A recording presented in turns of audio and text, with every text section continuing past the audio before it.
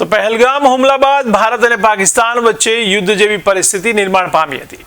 ત્યારે ઓપરેશન સિંદૂરને લઈને દેશમાં ઠેર ઠેર ભારતીય સેનાની કામગીરીને બિરદાવવામાં આવી રહી છે।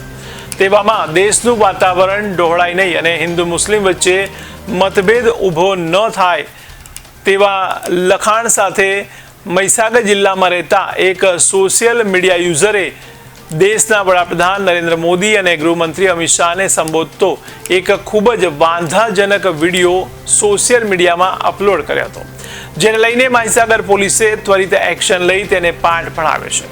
ત્યારે જમ્મુ કાશ્મીરમાં આતંકવાદી હુમલા બાદ ભારત સરકાર અને ભારતીય સૈન્ય દ્વારા ઓપરેશન સિંદૂર હાથ ધરવામાં આવ્યું હતું, જેને લઈને દેશની આંતરિક સુરક્ષા વ્યવસ્થા જળવાઈ રહે અને સોશિયલ મીડિયા પર કોઈ અફવા અને દેશની એકતા અખંડિતતાને હાનિ ન પહોંચે તે માટે ખાસ ધ્યાન રાખવામાં આવી રહ્યું હતું।